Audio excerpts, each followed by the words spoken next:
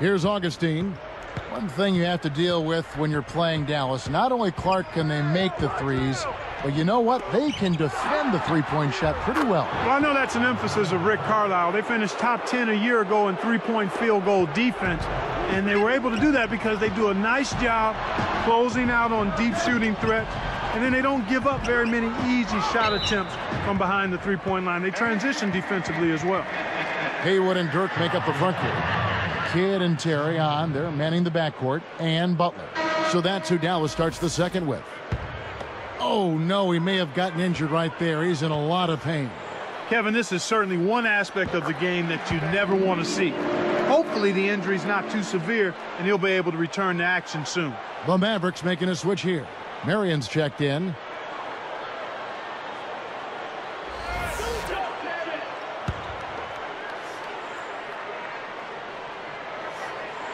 And that one goes in. 2 from the line that time. Talking about the Mavs defense with Marion and Dirk Nowitzki, they certainly had the length to bother shooters.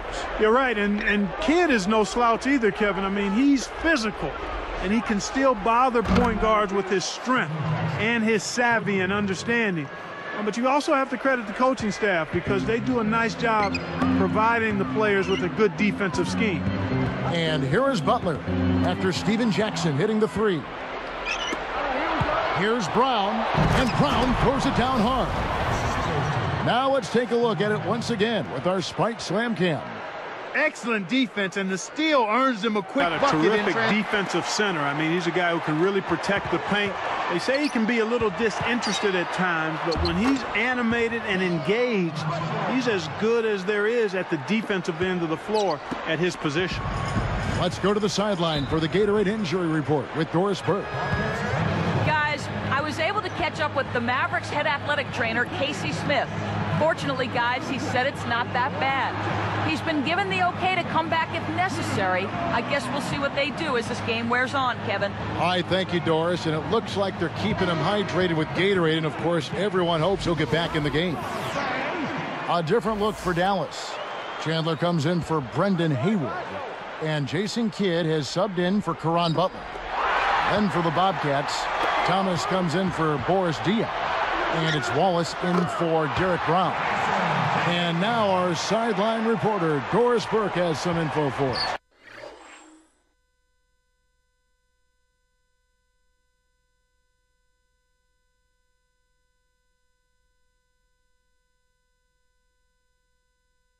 Doris, take it away. Well, guys, as you know, the Dallas Mavericks are one of the older teams in the entire NBA. Jason Kidd said, we understand what it takes to win. When you have a veteran ball club, you might be older, people think you might be slower, but you have to use your wisdom and knowledge to win ball games, and that's where we feel we have a huge advantage. And with Kidd bringing it up, guys, the basketball IQ is never a question. Kevin? Not at all. Thanks, Doris. Outside Terry, and it's good. Assisting on the play was Nowitzki. Terry's got 20 points. We've seen them with a lot of good ball movement. That's exactly the way to play.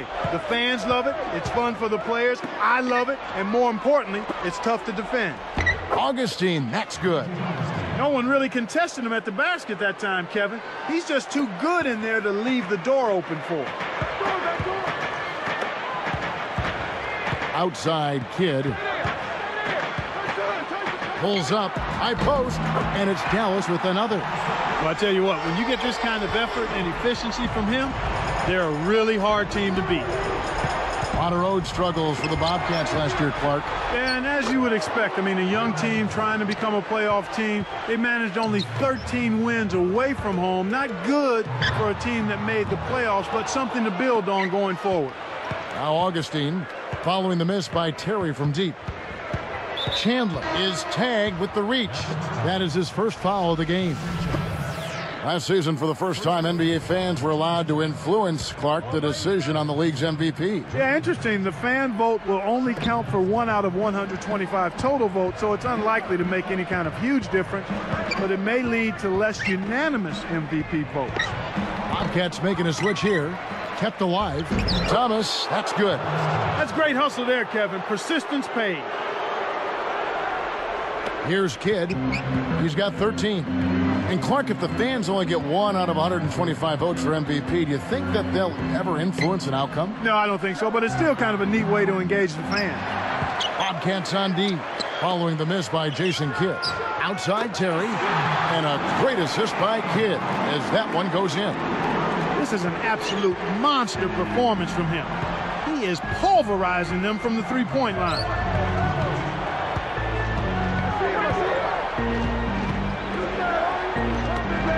Shoots.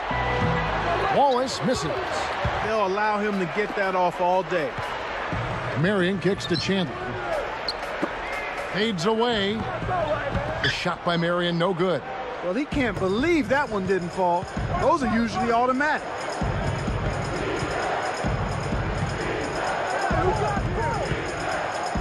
Chandler gets the reach-in call. That'll be his second foul of the game. Well, the coach has a tough decision to make here. He can leave him in and risk a third foul, or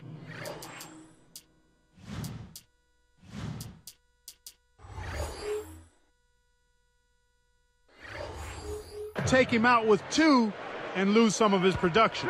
Catching up on the changes for Dallas. Brendan Haywood, he's checked in for Chandler. Butler comes in for Dirk Nowitzki. And it's Bobo in for Jason Terry. And the Bobcats making a change here. Now here's Kidd.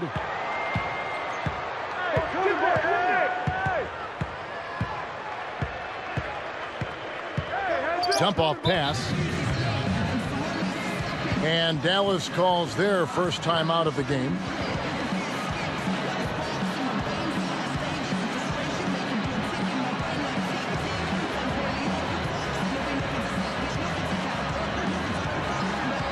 The Mavericks making a switch here. Let's pause to take a look at the teams that really made their opposing teams earn their points a season ago. Taking a look at Charlotte, the best defensive team in basketball. Boy, are they rugged. Kevin, these guys were the best at controlling the pace of their games with their defensive intensity. That's why they led the league in points allowed. They didn't have a run-and-gun game by any means. They understood the importance of controlling tempo so that they could be solid defensively. Augustine, that's good. Here's Kidd, 13 points in the game. Terry outside. Nowitzki outside. The 3, and that one's good. Nowitzki's got his first 3 points of the game. He's got major range, partner. You don't expect a big man to exhibit that kind of three-point shooting ability. Here's Augustine, takes it up, and that's collected by Nowitzki. Tough D forces him to miss it at the rim. You won't see that very. Oh! This is good stuff, man. I mean, you need to save that one, boys. You won't get tired of watching that replay anytime soon. Here's Augustine, 6 points for him.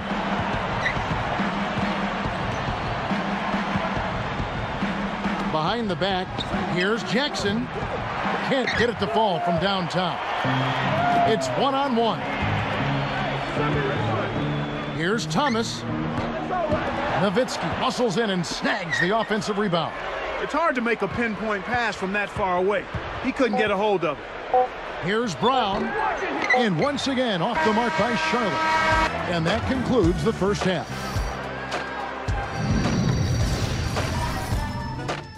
It's the HP Halftime Show. We've got a lopsided game out at American Airlines Center. I'm Damon Bruce. Let's get you to the action. A terrific start for the Mavericks.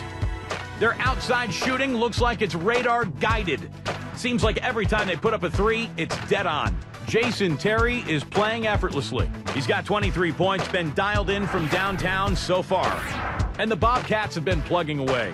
They're looking for a win to get over